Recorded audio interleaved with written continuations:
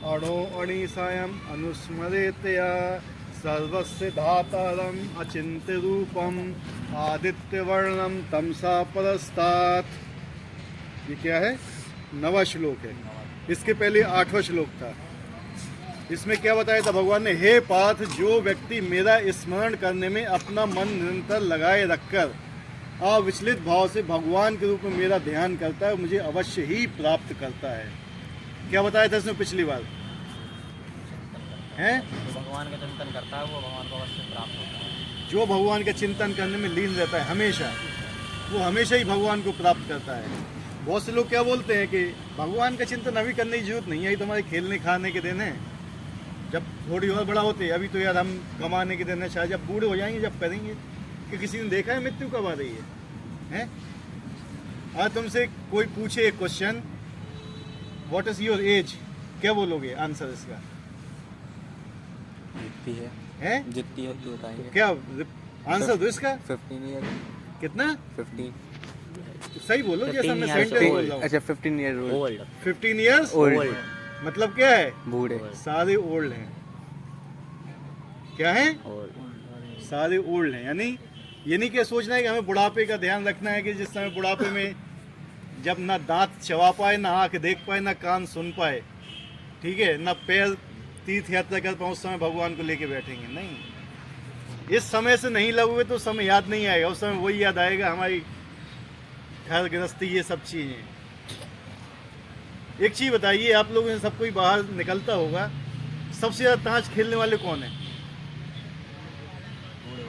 सुबह से एक पेपर लेके बैठ जाएंगे, शाम तक पूरा पेपर चाट देंगे। अब भगवत गीता दे दो हाथ में ना, सही है, बस आधे घंटे में खत्म हैं? आधे घंटे में फेंक देंगे। भगवत गीता वो छोड़ देंगे, लेकिन पेपर वो पूरा चाट जाएंगे। मतलब क्या है, उनकी दिमाग कहाँ पे है अभी? सांसारिक चीज़ों में। इन सांसारिक चीज़ों से हमें दिमाग को अलग करना है। ये कैसे होता है? जब तक हम भगवान के स्मरण नहीं करेंगे तब तक नहीं होगा। उससे पहले का श्लोक क्या था? अतएव हे अर्जुन, तुम्हें सदैव कृष्ण रूप में मेरा चिंतन करना चाहिए। किस रूप में? कृष्ण के रूप में। और साथ साथ एक युद्ध के कर्तव्य को भी पूरा करना चाहिए। युद्ध भी करना चाहिए, मतलब हमें अपने काम धंधे को नहीं छोड़ देना चाहिए कि काम धंधा छोड़ के हम जंगल में चले आए। नहीं, भगवान ने बोला कि अपने कर्म भी करो और मेरा चिंतन भी करो। काम कहाँ से करते हैं? हाथों से।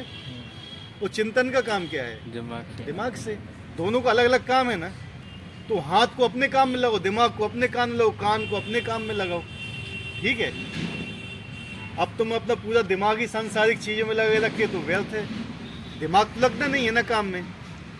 गाड़ी चलाते समय बताया था ना हमने आपको, जब नई नई गाड़ी चलाते हो तो अभ्यास करने की जरूरत पड़ती है, लेकिन जब आदी हो जाते हो तो मोबाइल यहाँ पे रहता है, आराम से बातें करते हुए चलते रहते हैं। इसलिए जब भी हमारी भी क्या स्थिति, हम नोट भी गिनते हैं ना, जब वहाँ कैशियर की टेबल पे बैठ के, तो स्मरण होता है भगवान का, नोट यहाँ पे काउंट होते हैं, ठीक है।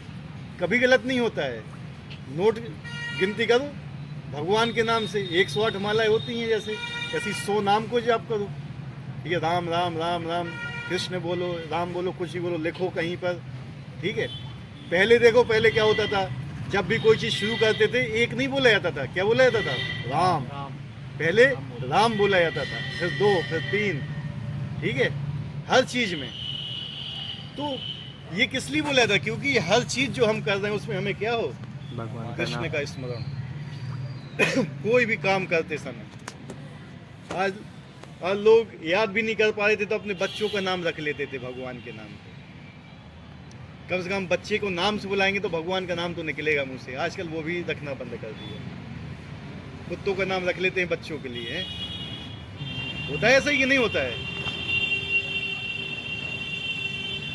तो आज का क्या है, मनुष्य को चाहिए कि परम पुरुष का ध्यान सर्वज्ञ, पुरातन, नियंता, लघुतम से भी लघुतर, प्रत्येक का पालन करता और समस्त बौद्धिक बुद्धि से परे, अचिंत्य तथा नित्य पुरुष के रूप में करें। वे सूर्य की भांति तेजवान है और इस भौतिक प्रकृति से परे दिव्य रूप है। इसमें भगवान के बारे में बताया जा रहा है। किसके बारे में? भगवान क्या है? परम पुरुष। क्या है? परम पुरुष। परम पुरुष का ध्यान, किसका ध्यान करना चाहिए? परम पुरुष या जीरो का, निराकार का? जिस चीज का कोई अस्तित्व भी नहीं है उसका ध्यान क्या करोगे? ध्यान किस चीज का किया जाता है? जिसका कोई आकार हैं? आकार रंग रूप ध्यान किस चीज का किया जाता है? जिसके ऊपर तुम ध्यान कर सको, यानी कुछ उसका रूप होना चाहिए। होना चाहिए कि नहीं होना चाहिए? आपने बोल दिया निराकार, तो ध्यान किसके ऊपर कर रहे हो अभी आप? आपने एक जीरो बना दिया, कहते इस जीरो के उस पॉइंट के ऊपर ध्यान करो। उस पॉइंट का अस्तित्व क्या है? जो चीज नश्वर है उसके ऊपर आप ध्यान करोगे तो वो चीज भी नश्वर हो जाएगी, है कि नहीं? हमें ध्यान उस चीज का करना है जो नित्य है। क्या है? नित्य है, हमेशा है, जो नष्ट नहीं हुआ। तो उसका ध्यान करे तो वो भी नष्ट नहीं होगा। जो चीज नष्ट हो जाएगी उसका ध्यान करने से क्या फायदा बताइए, है कि नहीं? आप किसी भौतिक चीज का ध्यान करोगे तो एक न दिन उसको नष्ट हो ही जाना है। तो ध्यान करने से फायदा क्या है? ध्यान करने का उद्देश्य ये नहीं होता कि हमें मन की शांति प्राप्त हो, नहीं। हम किसी शांति के लिए ध्यान नहीं करते हैं, बोलते ओम शांति, हमें शांति चाहिए, नहीं। हम आनंद चाहते हैं। क्या चाहते हैं? आनंद, प्रसन्नता, हृदय में प्रसन्नता होना चाहिए। वो आती है भगवान से। भगवान का रूप शांति का नहीं है, आनंद का है। सच्चित आनंद, आनंद है। जब आप भगवान का ध्यान करो तो आनंद लगेगा आपको, ठीक है? शांति की हमें जरूरत नहीं है। जब आनंद आएगा, जब भगवान हृदय में रहेंगे, शांति अपने आप आ जाएगी। किसी चीज की जरूरत नहीं है उसके लिए अलग से, ठीक है? बाय प्रोडक्ट है ये। क्या है? शांति क्या होती है? By product. लोग कहते हैं कि हम शांति चाहिए, हमें ओम शांति, फलाना ठिकाना। शांति की कोई जरूरत नहीं है, शांति अपने आप आएगी। उसके लिए शांति सूत्र बताया गया है, भोक्तराम यज्ञ तपसाम सर्वलोक महेश्वरम। सभी ठीक है? आप अगर ये अपने जीवन में अप्लाई करोगे तो शांति अपने आप आएगी, अलग से प्रयास करने की कोई जरूरत नहीं है। इस श्लोक में परमेश्वर की चिंतन की विधि का वर्णन हुआ है। अभी तक क्या बताया कि मेरा स्मरण करो। क्या करो? मेरा स्मरण करो। किस प्रकार स्मरण करो? चिंतन। भगवान का क्या करना है? चिंतन। चिंता नहीं करना है। अगर आप भगवान का चिंतन करोगे तो संसार की चिंता से बच जाओगे, और भगवान का चिंतन नहीं करोगे संसार की चिंता में फंसे रहोगे। अब ये है तुम्हारे ऊपर कि तुम्हें करना क्या है, भगवान का चिंतन करना है या संसार की चिंता। दोनों चीजें हैं। सबसे प्रमुख बात यह है कि वे निराकार या शून्य नहीं है। भगवान क्या है? निराकार नहीं है। भगवान निराकार नहीं, वो स्वयं बोलते हैं मैं निराकार नहीं हूं। कोई निराकार या शून्य का चिंतन कैसे कर सकता है? ये अत्यंत कठिन है। कोई वस्तु जिसका कोई अस्तित्व नहीं है आप उसका चिंतन कैसे कर सकते हो? कभी सोचा ये? कोई चीज आपने देखी नहीं है, आपको मालूम नहीं है होती है अथवा नहीं होती, उसका चिंतन कैसे कर सकते हैं? सिंपल सा क्वेश्चन है। लोग कहते हैं कि निराकार है, ये है, वो है, फलाना है। जब कोई चीज है ही नहीं, तुम मान ही नहीं है तो निराकार है, ठीक है? तो उसका चिंतन तुम कैसे कर रहे हो? बात है कि नहीं है? हैं? तो किसी चीज का ध्यान करने के लिए उसका रूप होना चाहिए, उसका रंग होना चाहिए, उसकी गुण होना चाहिए, उसका नाम होना चाहिए, ठीक है? तब तो आप चिंतन करोगे उसका। किंतु कृष्ण की चिंतन की विधि अत्यंत सुगम है तथा तथ्य रूप में यह वर्णित है। पहली बात तो यह कि भगवान पुरुष है। क्या है? भगवान हमारी तरह हैं। हम राम तथा कृष्ण को पुरुष रूप में सोचते हैं। चाहे कोई राम का चिंतन करे या कृष्ण का, वे किस तरह के, उसका वर्णन भगवत गीता के श्लोक में किया गया है। भगवान कवि हैं, मतलब कवि, अर्थात वे भूत, वर्तमान तथा भविष्य के ज्ञाता हैं। सर्वज्ञ बोला गया। क्या बोला गया है? सर्वज्ञ। भूतकाल, वर्तमान काल और भविष्य काल, हर चीज वो जानते हैं। उनसे कोई भी चीज छुपी नहीं है। अतः वे सब कुछ जानने वाले हैं। वे प्राचीनतम पुरुष हैं क्योंकि वे समस्त वस्तुओं को उद्गम है और प्रत्येक वस्तु उन्हीं से उत्पन्न हुई। भगवान कभी बूढ़े नहीं होते हैं, प्राचीनतम है। आजकल लोग क्या सोचते हैं, ठीक है भगवान होंगे कहीं, कभी थे, अब तो बूढ़े होके चले गए वो तो, अब हम भगवान हैं। नहीं, भगवान अजर है, अमानत सनातन है, वो कभी नष्ट नहीं होते हैं। हम अपने को मानते हैं कि हम आत्मा है, आत्मा नष्ट नहीं होती है, तो फिर भगवान कैसे नष्ट हो सकते हैं? जब आत्मा ही नष्ट नहीं होती तो परमात्मा नष्ट हो जाएगा क्या? नहीं ना। तो भगवान क्या है? सबसे प्राचीन है, सबसे पहले भगवान ही थे, उनके बाद हम लोग यहाँ पे आए। तो यहाँ भगवान के बारे में बताया, सर्वज्ञ, सब कुछ जानते हैं, हर चीज उन्हीं से ही हर चीज निकली हुई है। अब जब भागवत पढ़ोगे, भागवत का अध्ययन करोगे, उसमें सब कुछ बताया कि भगवान से क्या क्या चीज निकली हुई है। वे ब्रह्मांड के परम नियंता भी हैं, वे मनुष्यों के पालक तथा शिक्षक हैं, वे अणु से भी सूक्ष्म हैं। परम नियंता, हर चीज का नियंत्रण करने वाले हैं, हर चीज का। लेकिन हम क्या सोचते हैं, हम अपने घर का नियंत्रण नहीं कर पाते हैं, है कि नहीं? हम अपने बच्चों को नियंत्रित नहीं कर पाते, भगवान सबका नियंत्रण कर रहे हैं। तो हम क्या बनना चाहते हैं कि हम इस संसार का नियंता बन जाएं। इच्छा तो यही है ना हम लोगों की कि हम इस संसार का नियंता बन, लेकिन नियंता है कौन? भगवान। भगवान है, हम नहीं है, क्योंकि हम वो कर ही नहीं सकते हैं। यहाँ तक कि हमारे अंदर इतना भी नियंत्रण नहीं है कि हम सो के उठ सकें, हम अपने खाने को भी पचा सकें, भोजन को, उतना भी नियंत्रण अभी हमारे हाथ में नहीं है। हम अपने एक बाल को काले से सफ़ेद भी नहीं कर सकते, सफ़ेद से काला भी नहीं कर सकते, इतनी शक्ति नहीं है हमारे पास। हम चाहे तो अपनी पलक झपकने की शक्ति भी नहीं है हमारे पास। कितने लोग पलक झपकते हैं बताओ अपने आप? है कौन झपकता है पलक तुम्हारी? सांस क्या तुम जानबूझ अपने उससे लेते हो, अपने आप आती है सांस? खाना तुम पचाते हो, अपने आप पचता है खाना? है अपने आप होता है ना? कौन पचा रहा है, कौन नियंत्रित कर रहा है? हम अपने शरीर को भी नियंत्रित नहीं कर पा रहे हो, नियंता बनने की कोशिश करते हैं। लेकिन परम नियंता कौन है? स्वयं भगवान है। भगवान बताते हैं भगवत गीता के 15वें अध्याय में कि वैश्वानर अग्नि के रूप में मैं तुम्हारा भोजन को पचाता हूँ। वैश्वानर अग्नि के रूप में, ठीक है? वायु के रूप में, प्राण वायु के रूप में रहते हैं हमारे अंदर, ठीक है? जल में वे मनुष्यों के पालक तथा शिक्षक हैं। मनुष्यों के पालक, वो हमारा भी पालन कर रहे हैं भगवान। हम हमारे अंदर ये भी शक्ति नहीं कि हम अपना पालन भी कर सकें, ठीक है? हम कहते हैं हम अपने परिवार का पालन कर रहे हैं, अपने पालन करने की शक्ति हमारे अंदर है नहीं। हम परिवार का पालन कर रहे हैं, हम देश का पालन कर रहे हैं, हम समाज का पालन कर रहे हैं, बने बैठे हुए हैं बस एक ईगो लेके कि मैं कमा रहा हूँ, मैं पैसा कमा के ला रहा हूँ। कहाँ से लेके आ रहे हो पैसा? ठीक है, किसी के पास इतनी शक्ति नहीं है। शक्ति देने वाला कौन है तुम्हारे अंदर? शक्ति कहाँ से आती है हमारे अंदर? हैं बताइए, कहाँ से आती है शक्ति? भोजन से। भोजन से आती है ना। भोजन कहाँ से आता है? खेतों से। वर्षा से। तुम वर्षा लेके आते हो? नहीं। सूर्य क्या तुम उगा रहे हो वहाँ पे? नहीं। रोज सुबह उगता है सूरज, रोज शाम को अस्त होता है। कौन कर रहा है ये? भगवान करवा रहे हैं। शक्ति वहीं से आ रही है। तो हम कहते हैं हमारी शक्ति। क्या अपनी शक्ति से कमा रहे हो तुम? कुछ नहीं, ठीक है? तो हमारा कहीं भी नहीं। नियंता कौन है? भगवान। पालक कौन है? भगवान। और शिक्षा देने वाले ही भगवान है। किसने बोली भगवत गीता? भागवतम कहाँ से आई? भगवान के पास से आई। कोई और शिक्षा नहीं है इसके अलावा, ठीक है? और जो भी शिक्षा है सब माया की शिक्षाएं, भौतिक शिक्षाएं हैं जो तुम्हारे साथ ही नष्ट हो जाएंगी, ठीक है? अगर कोई यहाँ पे साइंस का व्यक्ति है और उसने साइंस अच्छी तरह से पढ़ी हुई है तो देखो कितनी थ्योरियां बदल गई हैं, नष्ट हो गई हैं, सब खत्म हो गई हैं। एक के ऊपर दूसरी थ्योरी, दूसरी ऊपर तीसरी थ्योरी, तीसरी और चौथी थ्योरी। लेकिन भगवत गीता में जो एक शब्द लिख दिया आज तक उसको कोई बदल नहीं पाया। और फिर भी उसे मानते हैं लोग, इसको नहीं मानते हैं।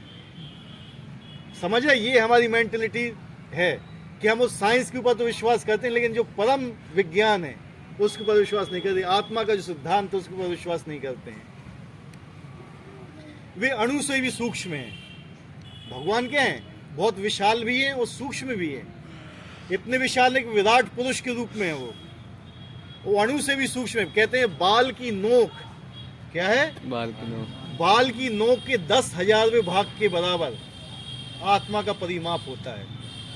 बाल की नोक, उसके 10,000 भाग करो अब आप, वो आत्मा का परिमाप होता है, ठीक है? ये बताया गया है। अब ये बाल की नोक ही समझो कि कितनी होती है, वो भी मेजर नहीं कर पाओगे, ठीक है? तो भगवान भी उतने भी सूक्ष्म हैं।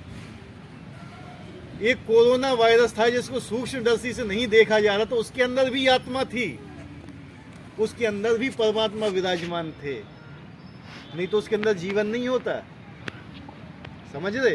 हर प्राणी, चाहे जितने से बड़ा प्राणी या इतने छोटे से छोटा हो, जितने सूक्ष्म, सबके अंदर भगवान परमात्मा के रूप में रहते हैं, साथ में आत्मा भी उसके अंदर रहती है, ठीक है? तो अभी आप समझ सकते हो भगवान कितने सूक्ष्म हैं। और विशाल भी बताया गया भगवान कितने विशाल हैं। ये इतनी आसानी से नहीं समझ सकता है व्यक्ति जब तक वो ये हरि नाम का जाप नहीं करता है। भगवान ने क्या होता है? मैं विराट रूप हूँ, पूरा ब्रह्मांड भगवान के शरीर में स्थित है, और वही इतने सूक्ष्म है कि कोरोना वायरस के अंदर भी हैं। ठीक है, लोग उनको खोजने का प्रयास करते हैं, आज तक खोज नहीं पाए। वैज्ञानिक लोग कहते हैं कि हम क्या खोज रहे हैं, गॉड पार्टिकल। ठीक है, बोलते थे हम गॉड पार्टिकल खोज रहे हैं, नहीं खोज पाए आज तक। ठीक है, जीवात्मा बाल के अग्रभाग के 10,000वें अंश के बराबर है, किंतु भगवान अचिंत रूप में इतने लघु हैं कि इस अणु के हृदय में प्रविष्ट रहते हैं, इसलिए लघुतम से लघुतर कहलाते हैं। भगवान क्या है, बहुत सूक्ष्म है, बहुत लघु है।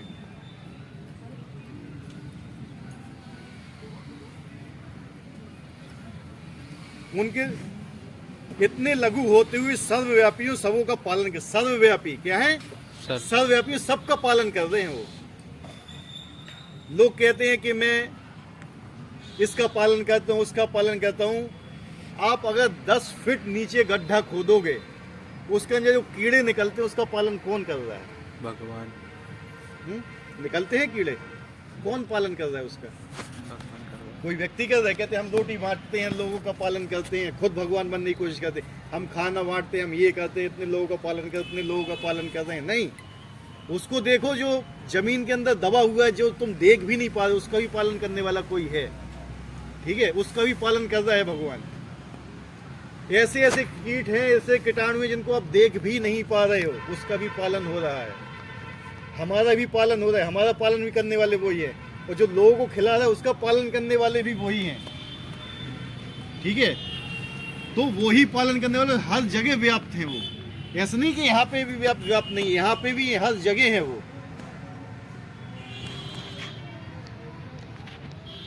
उनके द्वारा इन लोगों का धारण होता है। प्राय हम आश्चर्य करते हैं कि विशाल लोग किस प्रकार वायु में तैर रहे हैं।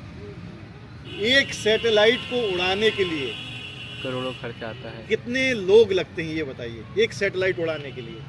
कई लाखों लोग। सैटेलाइट जानते हो ना आप लोग, सैटेलाइट हाँ। किसे बोलते हैं? हाँ, एक सैटेलाइट को उड़ाने के लिए कितना धन लगता है, करोड़ों लग ठीक जाता है। एक रॉकेट लगता है, उसको कक्षा में स्थापित करने के लिए, उसकी मॉनिटरिंग करने के लिए इतने लोग लगते हैं। ठीक है, और कभी कभी वो गिर भी जाता है नीचे, जैसे स्काईलैब गिर गया था। हजारों वर्षों से ये ग्रह घूम रहे हैं, सूरज घूम रहा है, चंद्रमा घूम रहा है, ये कौन कंट्रोल कर रहा है बताइए? भगवान। कि कोई मनुष्य कंट्रोल कर रहा है इनको, हैं? उसको भूल जाते हैं हम लोग। सूरज का जो टाइम है उगने का, उसी टाइम पे उगेगा वो। कहता है कि सूर्य भी भगवान के भय से उगता है, वो अस्त होता है। ठीक है, उनको भी भय है। ठीक है, जिस समय वो थी ना सावित्री, क्या थी जिनने सूरज को रोक दिया था ना,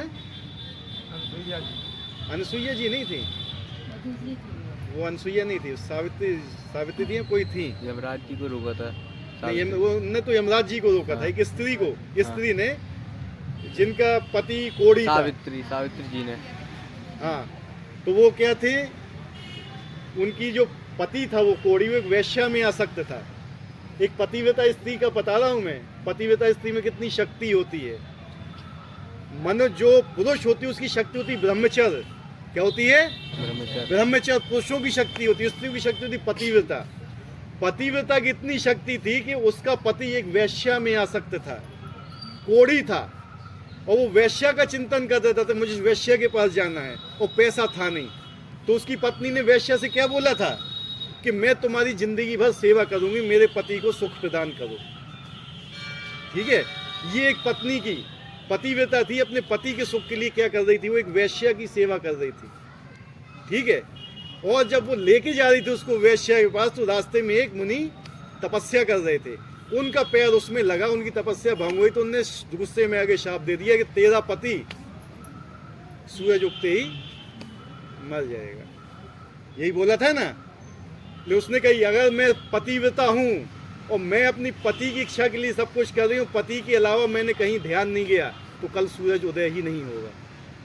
तो सूरज उदय नहीं हुआ था, और सूरज उदय कराने के लिए कौन आए थे? फिर स्वयं ब्रह्मा जी आए थे, विष्णु जी आए थे, शिव जी आए थे। ठीक है, तो पतिव्रता की शक्ति होती। लेकिन आजकल कहाँ गई वो पतिव्रता? आजकल कहाँ गया वो ब्रह्मचर्य? लेकिन जब वो लोग आए, उन्होंने कहा ठीक है, इनकी भी वाणी की रक्षा होगी, तुम्हारी वाणी। इनको शरीर त्याग देने दो, हम इनको जिंदा कर देंगे। का शरीर चला गया, मर गए, और उन लोगों ने फिर उसको जिंदा भी किया और एक सुंदर स्वरूप भी प्रदान किया, और वैश्या की जो आसक्ति थी वो भी नष्ट हो गई। तो ये होती है पतिव्रता की शक्ति होती है, ठीक है। और यही ब्रह्मचर्य की भी शक्ति होती है। अगर ब्रह्मचर्य सही से पालन करते हैं स्त्रियां, पतिव्रता सही से पालन करती हैं, तो कोई भी चीज़ असंभव नहीं है। ध्यान करने के लिए भी जो ध्यान बताया जाता है, जो आसन बैठने के लिए बताया जाता है, उसके लिए ब्रह्मचर्य की जरूरत पड़ती है। लेकिन आजकल कौन से शास्त्रों में, कौन सी स्कूल में, कहाँ ब्रह्मचर्य, कहाँ पतिव्रता, कहाँ सिखाया जाता है बताइए? कहीं नहीं सिखाया जाता है। केवल उल्टा सीधा यही सब चीज़ सिखाई जाती है, जिसमें ब्रह्मचर्य नष्ट हो, पतिव्रता धर्म नष्ट हो। वही सूर्य, उसको कौन नियंत्रित करते हैं? भगवान, क्योंकि ब्रह्मचर्य भी भगवान की शक्ति है और पतिव्रता भी राधा रानी की शक्ति है, ठीक है।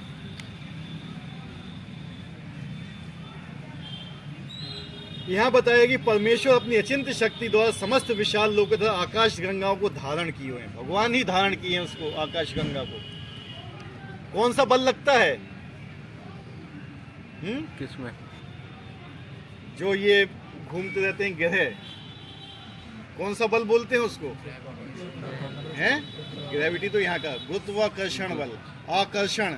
आकर्षण शब्द कहाँ से है? कर्षण। कर्षण शब्द कहाँ से है? कृष्ण, ठीक है। कहाँ से आया ये शब्द? देखिए, संकर्षण, संकर्षण, कृष्ण, आकर्षण, ये कहाँ से आए हुए शब्द? हमें गुरुत्वाकर्षण बता दिया गया, ठीक है। हमें आजकल ऊपर की चीज सिखाई जाती है। न्यूटन को कौन कौन जानता है? हैं? सब वही जानते सर, साइंस। तीसरी क्लास फेल था। कितना? क्लास के बाहर खड़ा रहता था आगे आधे से ज्यादा समय। आइंस्टीन 9th क्लास फेल था, ठीक है। क्या किया था? एडिसन, एडिसन ने तो ट्रेन के डब्बे में आग लगा दी थी प्रयोग करते समय, ठीक है। लोग कहते हैं कि हम पढ़ेंगे नहीं, हम इंजीनियर नहीं बनेंगे तो हम कुछ नहीं कर पाएंगे। क्या जो न्यूटन ने गुरुत्वाकर्षण का बल खोजा था, क्या न्यूटन के आने से पहले नहीं था? बताया था, खोज की थी कि हाँ ये है, क्योंकि बनाने वाला कौन था उसका? बनाने वाला कौन था? भगवान। हम बनाने वाले को नहीं खोजते हैं, हम न्यूटन का नाम बताते हैं कि गुरुत्वाकर्षण का नियम किसने खोजा था? न्यूटन। ठीक है भैया, न्यूटन ने। बनाया किसने था?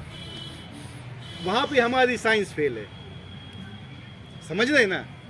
जो आइंस्टीन की थ्योरी थी E=mc², खोजा किसने था? आइंस्टीन ने, वो हम मानते हैं, लेकिन बनाया किसने था?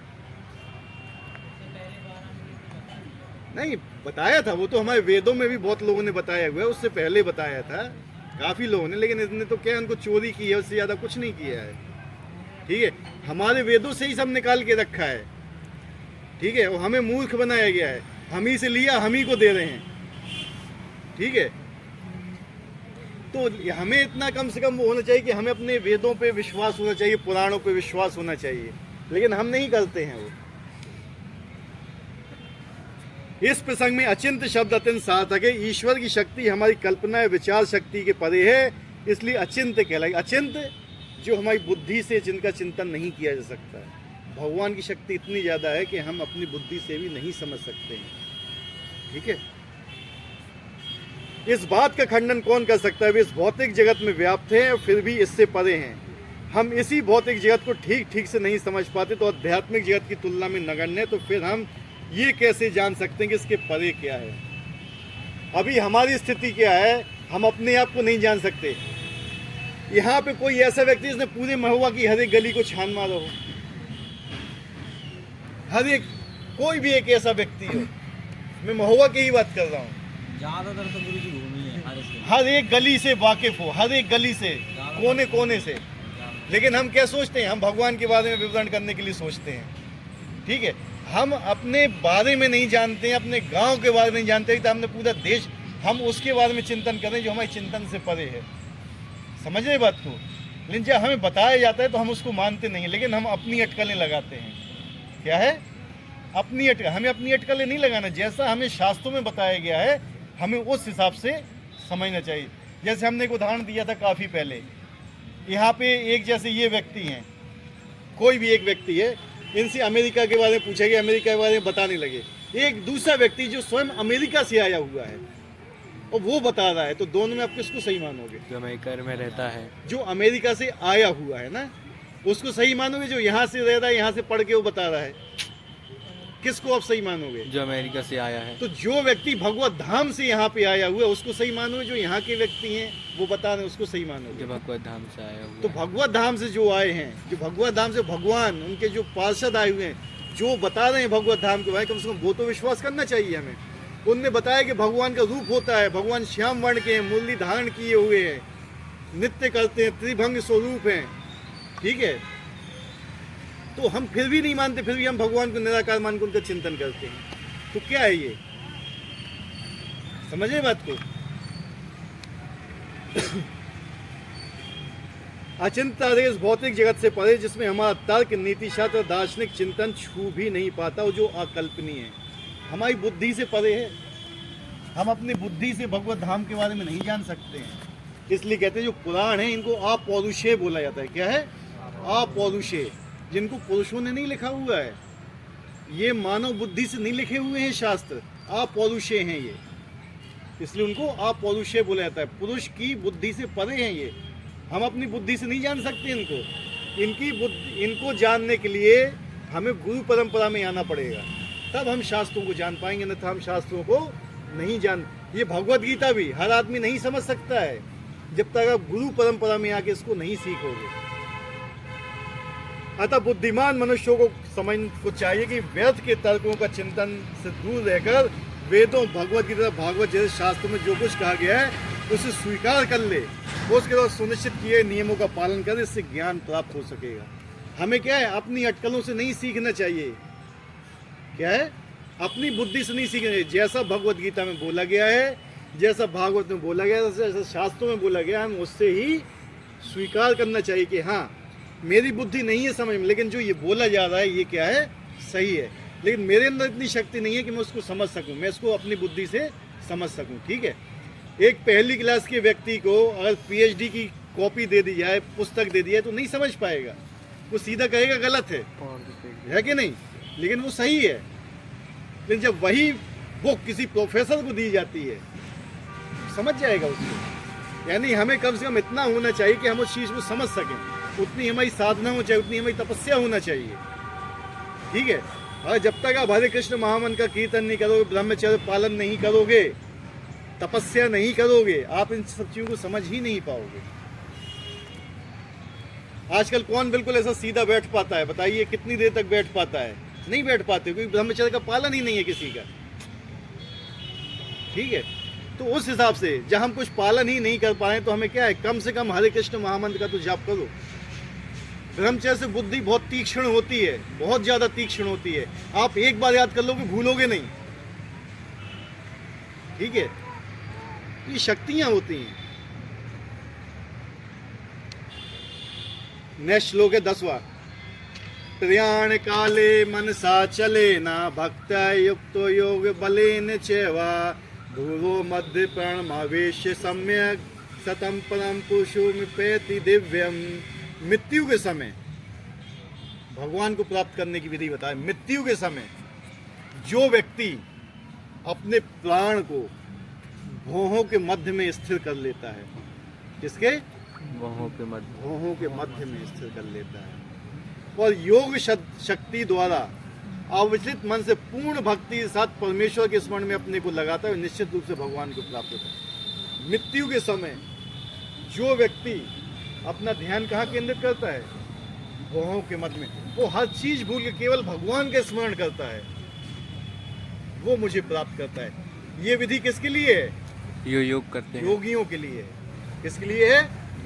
क्योंकि अभी ना तो आप तपस्या करने में सक्षम हो, हैं, कुछ भी करने में सक्षम नहीं है। तो ये श्लोक किसके लिए बताया गया है? योगियों के लिए। ठीक है, विशेषकर योगी जिनने अपने मन को वश में कर लिया, ध्यान कर सकते हैं। वो जब ध्यान करने बैठते हो, पूरा ब्रह्मचर्य का यम नियम आसन प्राणायाम सब कुछ पालन करते हुए पूरा अपना ध्यान यहाँ पे केंद्र, मतलब प्राण को यहाँ लेके आते हैं। कितने चक्कर होते हैं शरीर में? 6 चक्कर, 6 चक्कर होते हैं। प्राण को नीचे से उठाते हैं ऊपर, सीधा यहाँ लेके यहाँ तक लेके आते हैं अपने प्राण को। वो एक विशेष समय का इंतजार करते हैं, उस पर ध्यान करते हैं, भगवान के ऊपर ध्यान करते, फिर छोड़ निकल देते। जाते हैं। यहाँ से ब्रह्मरद्र से निकलता है उनका प्राण, तो हट जाता है ये पूरा। योगियों की ऐसी गति होती है, जो योगी सिद्ध होता है ना, अपने प्राण यहाँ से निकालता है। ठीक है, इस श्लोक में स्पष्ट किया गया कि मृत्यु के समय मन को भगवान की भक्ति में स्थिर करना चाहिए। किसमें? भगवान। मृत्यु के समय, फिर मृत्यु के समय तो मालूम ही नहीं किसी को, तो कैसे करेगा वो मृत्यु के समय निश्चय? रोज हैं? रोज कम से कम भगवान का स्मरण करना चाहिए, डेली। कब मृत्यु आए किसी को मालूम ही नहीं है, योगियों को भी मालूम नहीं रहती है मृत्यु का, इसलिए वो हमेशा ध्यान में लगे रहते हैं। जो लोग योगाभ्यास करते हैं, उनके लिए संस्तुति की है कि प्राण को भौहों के बीच में आज्ञा चक्र, इसको क्या बोलते हैं, आज्ञा चक्र में लेके आए। यहाँ पर षट चक्र योग के अभ्यास का प्रस्ताव है, जब 6 चक्रों पर ध्यान लगाना होता है। प्राण को क्या है, प्राण को नीचे से उठाना पड़ता है। 6 चक्र एक सीधी लाइन में होना चाहिए। क्या होना चाहिए? इसको कुंडलिनी जागरण बोलते हैं। और कुंडलिनी जागरण में भी आपको सही से आचार्य नहीं मिला, कोई सही से शिक्षा देने वाला नहीं मिला, तो इतनी एनर्जी होती है कि आपका शरीर मेल्ट हो जाएगा, पिघल जाएगा आपका शरीर। कुंडली, कुंडलिनी शक्ति जो जागृत होती है ना, उसमें इतनी एनर्जी निकलती है ना कि आपका शरीर भी क्या हो जाएगा, जल जाएगा, भस्म हो जाएगा शरीर। उसको भी धारण करना पड़ता है शक्ति को। उस शक्ति को धारण करने के लिए ब्रह्मचर्य आवश्यक है। ठीक है, ब्रह्मचर्य क्या होता है, आवश्यक होता है उस शक्ति को पचाने के लिए। हर आदमी शक्ति को नहीं पचा पाता है, इसलिए बताया कि कलयुग में ना तो ब्रह्मचर्य है, कुछ भी आदमी पालन नहीं कर पाए, इसलिए कलयुग केवल नाम आधारा। इसलिए हमेशा नाम लो, जिससे मृत्यु के समय आपको भगवान का नाम याद आए।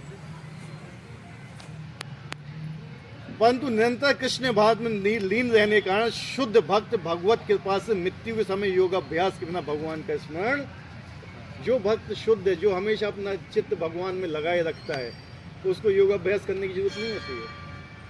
उसको अंत समय भगवान अपने आप याद आएंगे। जो व्यक्ति जिंदगी भर भगवान का नाम याद किया, भगवान के लिए सारे कर्म किया, वो अंत में कैसे भूल जाएगा? इसकी व्याख्या 14वें श्लोक में की गई है, इसका आगे बताया जाएगा। इस श्लोक में योग बल इन शब्द का विशिष्ट प्रयोग है, महत्वपूर्ण है, क्योंकि योग के अभाव में चाहे वो षट चक्र योग हो या भक्ति योग, मनुष्य कभी भी मृत्यु के समय दिव्य अवस्था को प्राप्त नहीं होता। कोई भी मृत्यु के समय परमेश्वर का सहसा स्मरण नहीं कर पाता। वे किसी न किसी योग का विशिष्ट भक्ति योग का अभ्यास होना चाहिए। कोई भी व्यक्ति बता रहे हैं भगवान का स्मरण नहीं कर सकता मृत्यु के समय, जब तक वो भक्ति योग में ना लगा हो। कोई भी व्यक्ति नहीं कर सकता है। भगवत गीता बता रही है कि कोई भी व्यक्ति मृत्यु के समय भगवान के स्मरण नहीं कर सकता। हमें लगता है कि हम कर सकते हैं, अभी लग रहा है, लेकिन नहीं कर पाओगे। बताया तो 10,000 बिच्छू के डंक मारने 80,000 बिच्छू जब एक बार में डंक मारते हैं, बिच्छू ने किस किस को काटा अभी तक? कैसा लगता है बिच्छू काटते समय? मधुमक्खी ने काटा है, मधुमक्खी तो बहुत कम है। ठीक है, जब बिच्छू काटता है, तड़फड़ाता है आदमी, वो 80,000 बिच्छू एक बार में काटेंगे आपको। जैसा कष्ट होता है वैसा कष्ट होता है जब आत्मा शरीर से निकलती है। उस समय भगवान का याद नहीं आता आदमी को। उस समय वही याद आएगा जो उसने जिंदगी भर स्मरण किया हुआ है। 1,000 बिच्छू काटते हैं। 80,000 बिच्छू एक साथ डंक मारे, सोचो। मृत्यु बड़ी खतरनाक होती है। चूंकि मृत्यु समय मनुष्य का मन अत्यधिक विचलित रहता है, अतः अपने जीवन में मनुष्य को योग के माध्यम से अध्यात्म का अभ्यास करना चाहिए। जिसको ये पता हो कि मैं 1 घंटे बाद मरने वाला हूँ, उसकी स्थिति क्या होगी सोचो। वो हर जगह घूमेगा, जहाँ जहाँ जा सकता सब करेगा, है कि नहीं? मतलब जो उसकी चेतना में लगा हुआ है वही करेगा वो व्यक्ति। अब उसने धन कहीं छुपा के रखा है तो क्या बताएगा वो किसी ने कि भैया यहाँ छुपा रखा है, यहाँ ये इधर है, भैया मेरे कागज लेके आओ, मैंने इतना ये है, मेरा इतना वो है, इतना मेरा दिमाग इसी में ही लगा हुआ है। वो यही करेगा, वो भगवान का चिंतन नहीं करेगा। तो कहेगा हमें वो मोड़ यहाँ देख लें दो, बिटी यहाँ देख लें, नाती यहाँ देख लें दो, वहाँ देख लें दो, फलाने वहाँ बुला लो, वहाँ बुला लो, फलाना। मारते समय क्या होता है, घर वाले क्या करते हैं, सबको बुला लो भैया, सबका बुला लो, उसको आसानी से मरने भी नहीं देते, समझ रहे? क्योंकि अगर सब कोई आएगा तो उसका चिंतन किसके ऊपर जाएगा, लोगों के ऊपर। उन्हीं के ऊपर, और मरेगा ना तो उनका चिंतन करते हुए ही मरेगा, वो गति उसकी नष्ट हो जाएगी। यार कोई व्यक्ति मर रहा है तो उसके पास बैठ के कम से कम हरे कृष्ण महामंत्र का कीर्तन करो, भगवान के कीर्तन करो, भगवत गीता सुनाओ, भागवत सुनाओ उसको, वो नहीं सुनाएगा, भैया यहाँ बुला लूंगा, सब बिल्कुल घेरे बैठे रहे हैं, बात करते रहेंगे। बात करते रहेंगे, बब्बा जो दिखा रहे हो, जो देखो जो को है, ई के पाँव धो के पी लो, जो कर लो, फलानो कर लो, ढिकानो कर लो, पता नहीं क्या क्या बोलते हैं, लेकिन ये नहीं बोलेंगे भगवान का नाम याद कर लो। ये हमारी संस्कृति अभी बची हुई है कि नहीं? ई मोड़ा कछू दे जाओ, हुआ कछू दे जाओ, फलानो ढिकानो, यही फिर चलता रहता है मृत्यु समय, और वो चला जाएगा, और जब वो चला गया निकालो जल्दी बाहर, डेड बॉडी सर रही, ठीक है, नहीं था 4-5 घंटे में बसान लगे, तुरंत निकाल के बाहर ले जाएगा और जला देगा। ठीक है, हमने वो उदाहरण बताया था, हस्बैंड वाइफ शरीर से आकर्षित होते हैं एक दूसरे के, ठीक है, हमेशा, तो लेकिन वही एक रात अगर दोनों साथ में बिस्तर पे लेटे हों, पति मर जाए या पत्नी मर जाए, तो दोनों का क्या स्थिति होगी? कहेगा ले जाओ भैया, क्या करोगे? यही होती है ना। पिछले जमाने में क्या होती, सतियां हुआ करती थी, सती के बारे में बताया था ना हमने आप लोगों को। सती कैसे हुआ करती थी पता है? सती की विधि ये नहीं थी कि उसको उठा के जला दिया जाए, उसी के साथ सती जो होती थी वो अपने पति के साथ शमशान घाट जाती थी। क्या होती थी? शमशान घाट जाती थी और पति की पहली परिक्रमा करती थी वो, और पूछती थी कि मेरा भरण पोषण कौन करेगा।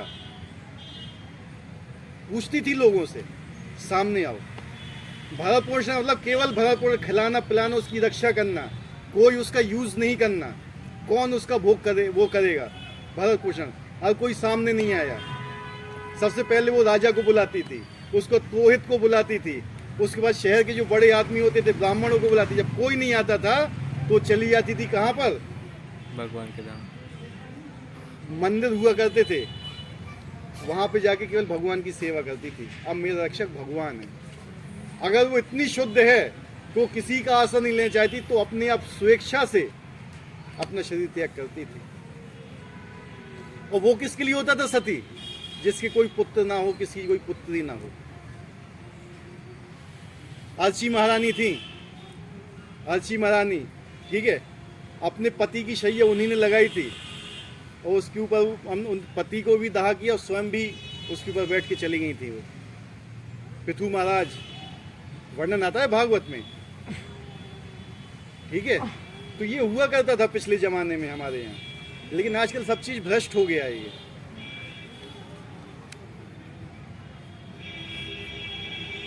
तो क्या है, मृत्यु की जब आती है ना मृत्यु, उस समय व्यक्ति सबसे ज्यादा विचलित होता है, सबसे ज्यादा। और भीष्म पितामह बताते थे इसके बारे में कि उसे वही याद आता है जो उसने जिंदगी भर किया है। वही चीजें याद आई कि मैंने इसके साथ ऐसा किया, उसके साथ वैसा किया। दोनों पुराण में ये वर्णित है कि जब आदमी मरने वाला होता है ना, उसको पूरा चीज दिखाते हैं वो लोग, जो यमदूत आते हैं, पूरा चीज देखता है वो कि मैंने क्या क्या किया, किसके साथ बुरा किया, किसके साथ भला किया। हाँ, तुमने यही में करते रहो ना, भला बुरा ये सब उल्टी सीधी चीजें, तो मृत्यु समय वही याद आएंगी। हाँ, तुमने भगवान की भक्ति की, हरि नाम जाप किया, तो वो याद आएगा फिर तुम्हें। और बाई चांस तुम नहीं ले पाए भगवान का नाम, तो फिर भगवान तुम्हारा नाम लेंगे। ठीक है, इतनी है भक्ति योग में शक्ति। ये ज्ञान योग में नहीं होता है, ये कर्म योग में नहीं होता है, ना कर्म कांड कहीं नहीं होता। ये केवल भक्ति योग में ही संभव है, जिसमें आप भगवान का स्मरण कर सकते हो। पेपर में सवाल आता है, जिंदगी भर याद किया हो तो स्मरण आएगा ना? हाँ, तुरंत आ जाएगा। है? नहीं प्रभु, आएगा कि नहीं आएगा? पेपर में तुमने जिंदगी पूरे साल भर पढ़ाई की है, समझ रहे, हर चीज अच्छी तरह से तुमने पढ़ी हुई है मन लगा के, तो पेपर के समय क्या होगा? भूल जाते प्रभु जी। नहीं भूलते, ठीक है। भूलता वो है जिसने सही से पढ़ाई नहीं की हो, ठीक है, नहीं तो ऐसे कोई नहीं भूलता है। यदक्षरम वेद विदो वदन्ति विश्यन्ति एकतो विगिरागा यच्छन्तो ब्रह्मचर्या चरन्ति तत्ते पदम संग्रहेण प्रवश्ये। जो वेदों के ज्ञाता हैं, जो ओमकार का उच्चारण करते हैं, जो संन्यास आश्रम के बड़े बड़े मुनि हैं, वे ब्रह्म में प्रवेश करते हैं। किस में प्रवेश करते हैं? ब्रह्म में। ऐसी सिद्धि की इच्छा करने वाले ब्रह्मचर्य व्रत का अभ्यास करते हैं। अब मैं तुम्हें वह विधि बताऊंगा जिससे कोई व्यक्ति मुक्ति लाभ कर सकता है। अब भगवान विधि बताएंगे, मुक्ति प्राप्त करने की क्या विधि है भगवान बताएंगे। वेदों के ज्ञाता ब्रह्म, परमात्मा और भगवान, क्या है? ब्रह्म, परमात्मा और भगवान। ये भगवान के क्या है? 3 रूप है। ब्रह्म और परमात्मा ये भगवान के ऊपर क्या है? आश्रित हैं। और ब्रह्म को प्राप्त करने के लिए भगवान के शरीर का तेज अकेला है, उसको प्राप्त करने के लिए क्या है? वेदों का ज्ञाता जो ओमकार का उच्चारण करते हैं। तो संन्यास आश्रम के बड़े बड़े मुनि, संन्यास ग्रहण किया हुआ है जिनने, वे ब्रह्म में प्रवेश करते हैं। ठीक है, भगवान की प्राप्ति तो बहुत दूर हो गई अभी। ऐसी सिद्धि की इच्छा करने वाले ब्रह्मचर्य व्रत का अभ्यास करते हैं। किसका अभ्यास करते हैं? ब्रह्मचर्य व्रत का। ब्रह्मचर्य बहुत पावरफुल चीज होती है। अब मैं तुम्हें वह विधि बताऊंगा जिससे कोई व्यक्ति मुक्ति लाभ प्राप्त कर सकता है। श्री कृष्ण अर्जुन के लिए षट चक्र योग की विधि का अनुमोदन कर चुके हैं, जिसमें प्राण को भुवों के मध्य स्थिर करना होता है। ये मानकर कि हो सकता है कि अर्जुन को षट चक्र योग अभ्यास ना आता हो, कृष्ण अगले श्लोक में ये विधि बताते हैं। इससे पहले क्या विधि बताई थी? षट चक्र योग। जब षट चक्र योग अर्जुन को बताया गया तो अर्जुन ने कोई प्रतिक्रिया नहीं की, तो भगवान क्या समझ गए? अर्जुन को साथ कि अर्जुन को षट चक्र योग जब अर्जुन नहीं कर पाते तो हम कर पाएंगे क्या? तो भगवान क्या है? दूसरी विधि बता रहे हैं। क्या है? दूसरी विधि। भगवान कहते हैं कि ब्रह्म यद्यपि अद्वितीय है, किंतु उसके अनेक स्वरूप होते हैं। विशेषतया निर्विशेषवादियों के लिए अक्षर या ओमकार ब्रह्म है। कृष्ण यहाँ पर निर्विशेष ब्रह्म के विषय में बतला रहे हैं, जिसमें सन्यासी प्रवेश करते हैं। ओमकार, ओमकार कोई ब्रह्म स्वरूप बोला गया है। भगवान ने बोला है कि यार ओमकार का भी उच्चारण करते हो मृत्यु के समय। क्या करते हो? उच्चारण। उच्चारण से आप भगवान को प्राप्त नहीं करोगे, लेकिन ओमकार का उच्चारण करते हो आपको भगवान के नाम का स्मरण करना होगा। क्या? ओमकार मुंह से बोलो, भगवान के नाम का स्मरण करना होगा, तब तुम्हें भगवान की गति प्राप्त होगी, तब तुम भगवान के पास जाओगे। तो ओमकार से आपको केवल मुक्ति लाभ ही प्राप्त होगा, क्योंकि निर्विशेष ब्रह्म है। ओमकार क्या है? निराकार। जो निराकारवादी होते हैं वो ओमकार का उच्चारण करते हैं, भगवान का ध्यान नहीं करते। लेकिन अगर कोई व्यक्ति ओमकार का उच्चारण कर रहा है और साथ साथ भगवान का भी ध्यान कर रहा है, ठीक है, वो व्यक्ति भगवान को प्राप्त करता है। लेकिन लोग ओमकार का उच्चारण तो करते रहते हैं, लेकिन भगवान का ध्यान नहीं करते हैं।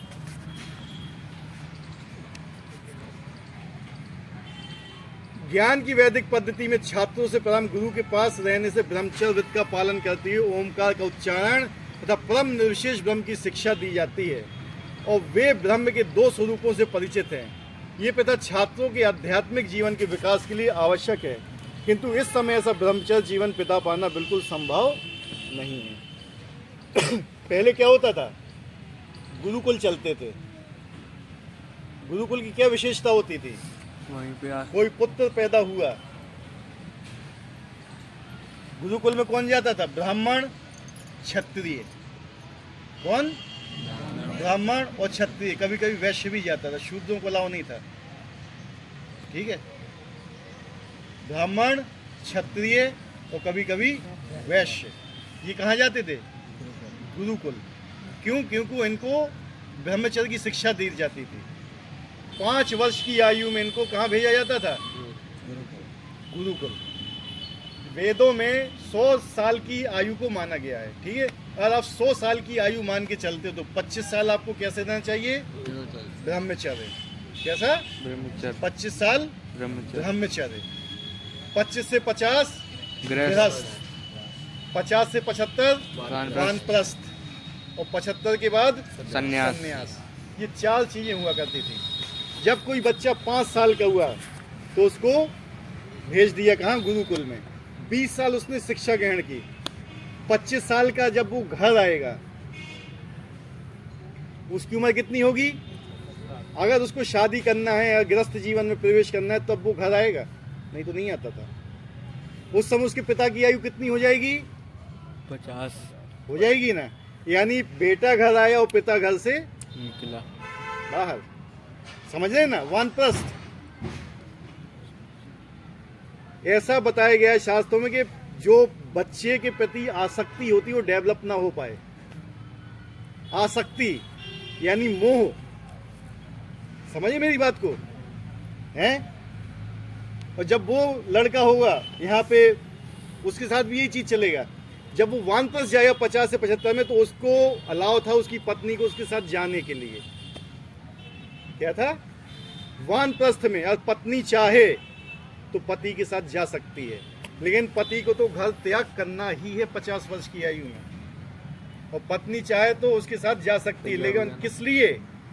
केवल भगवान के भजन में उसकी मदद करने के लिए, कोई शारीरिक सुख के लिए नहीं।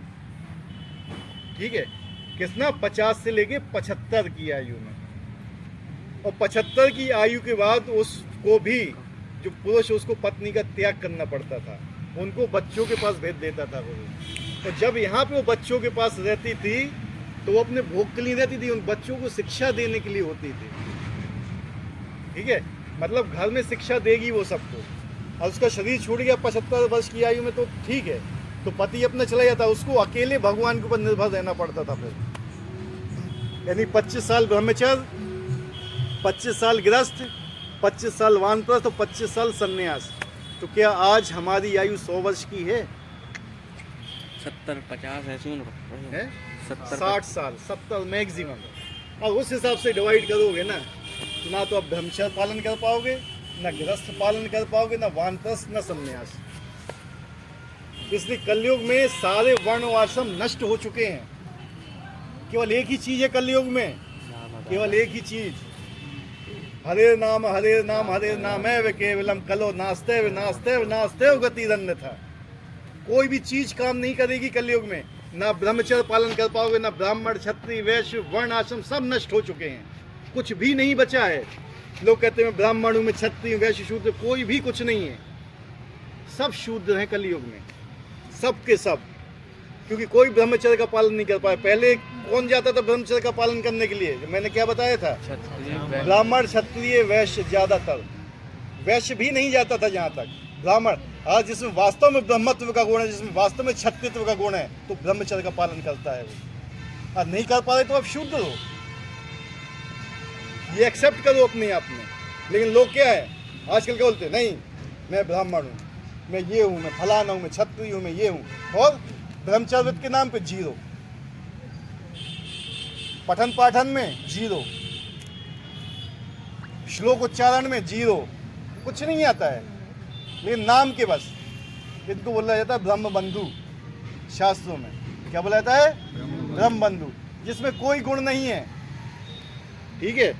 अग्नि होती नहीं, चिता की अग्नि होती है, चूल्हे की अग्नि होती है, चिता की अग्नि के समान है वो केवल। ठीक है? कोई भी गुण नहीं है उसके अंदर, अगर वो नियमों का पालन नहीं कर रहा है।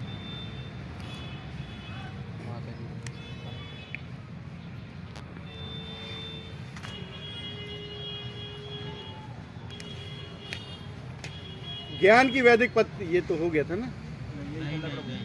ज्ञान की वैदिक पद्धति में छात्रों को प्रारंभ से गुरु के पास रहने से ब्रह्मचर्य का पालन करते हुए ओमकार का उच्चारण, परम निर्विशेष ब्रह्म की शिक्षा दी जाती है। इस प्रकार ब्रह्म के 2 स्वरूपों से परिचित होते हैं। अर्थात छात्रों को आध्यात्मिक जीवन के विकास के लिए आवश्यक है कि समय ऐसा ब्रह्मचर्य जीवन बिता पाना बिल्कुल संभव नहीं है। विश्व का सामाजिक ढांचा इतना बदल चुका है कि छात्र जीवन के प्रारंभ से ब्रह्मचर्य जीवन बिताना संभव नहीं है।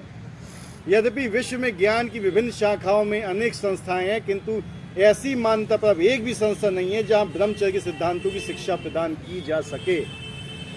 कोई सा भी स्कूल, कोई सा भी जगह, कोई सी भी सिद्धांत ऐसा नहीं है, कोई सी भी संस्था ऐसी नहीं जो ब्रह्मचर्य का आपको शिक्षा दे रही हो आज के युग में। बताइए, इसको छोड़ के अंतर्राष्ट्रीय कृष्ण भावनामृत संघ को छोड़ के कौन सी भी ऐसी संस्था है, कौन से ऐसे माता पिता हैं जो अपने बच्चों को बोल रहे हैं कि तुम ब्रह्मचर्य का पालन करो? कोई नहीं बोल रहा है, सब कुछ नष्ट हो गया है। अतः इस कलयुग के लिए शास्त्रों के आदेश है, भगवान चैतन्य ने घोषणा की कि भगवान कृष्ण के पवित्र नाम हरे कृष्ण कृष्ण कृष्ण हरे हरे, हरे राम राम राम हरे हरे। जब के अतिरिक्त परमेश्वर के साक्षात्कार का कोई अन्य उपाय नहीं है।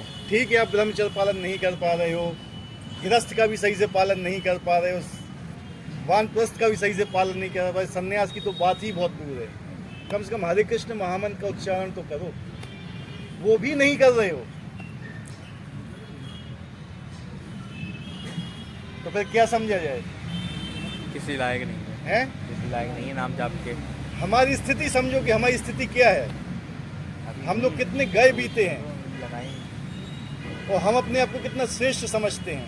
ये बच्चे समझिए बात को कि हम अपने आप को जितना श्रेष्ठ समझते हैं कि वास्तव में हम उतने हैं कि हम उस लायक हैं।